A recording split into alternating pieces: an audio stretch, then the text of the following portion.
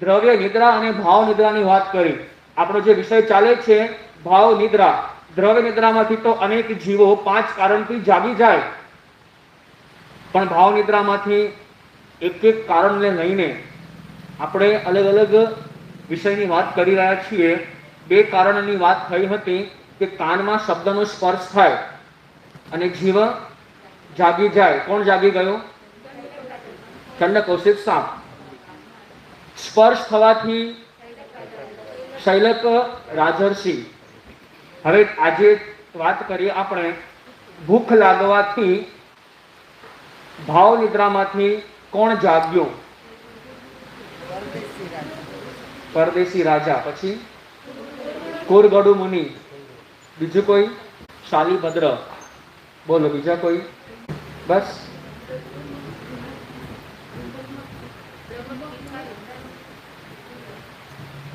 જેને જવાબ કુરગડુ મુનિ આપ્યો ને એ સાચો જવાબ છે.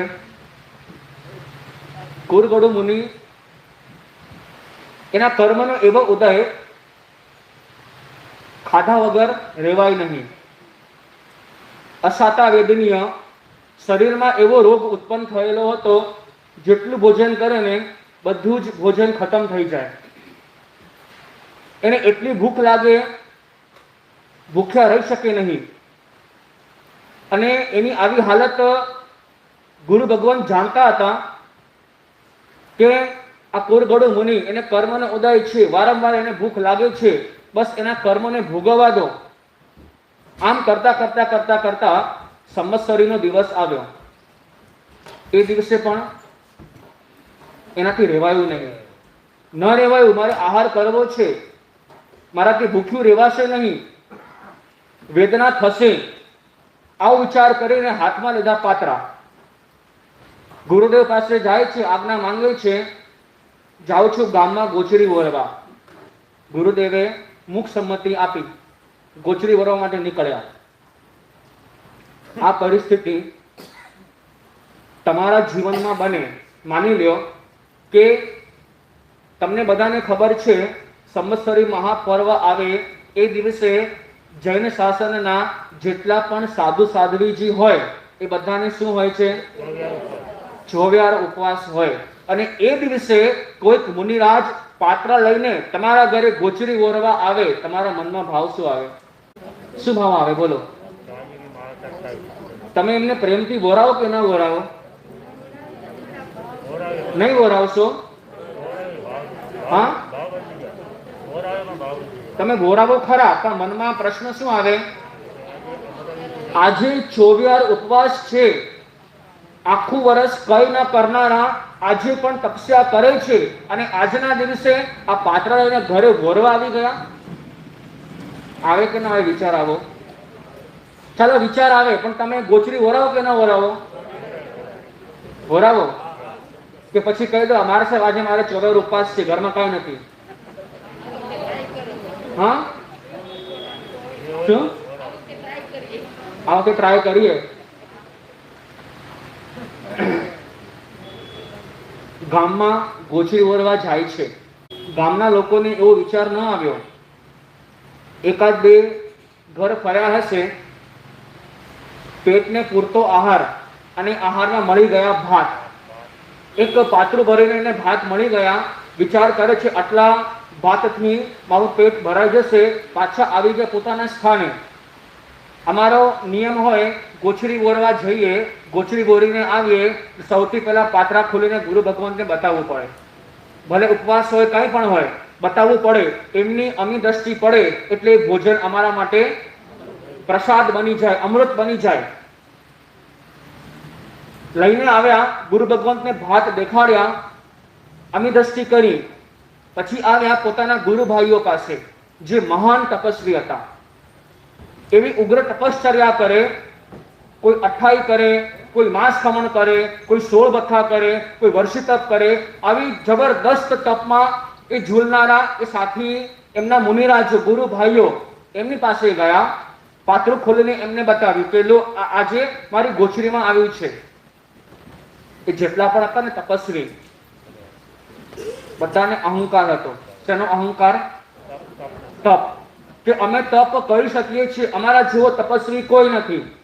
અને હંમેશા એવું થાય, જે તપસ્વી વ્યક્તિ હોય ને, જો એને તપ સમ્યક રીતે ન પરિણમ્યું હોય, એને તપના પાછળનો ભાવ ખબર ન હોય ને, તો એ સામેની વ્યક્તિનું અપમાન કરી દેશે.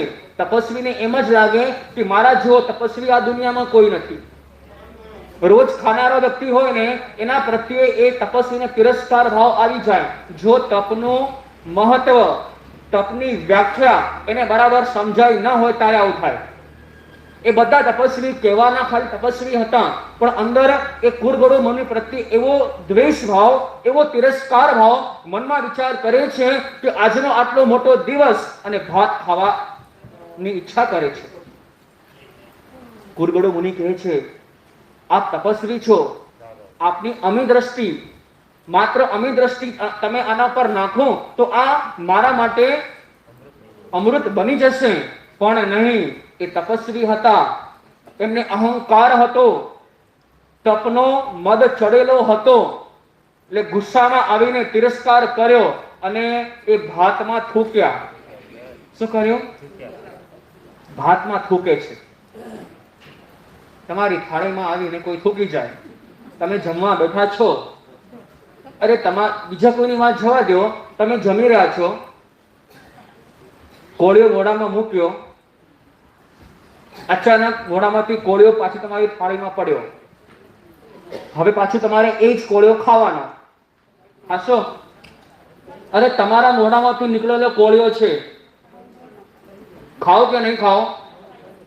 હા, કેમ ન ખાઓ? કારણ શું? તો શું થયું?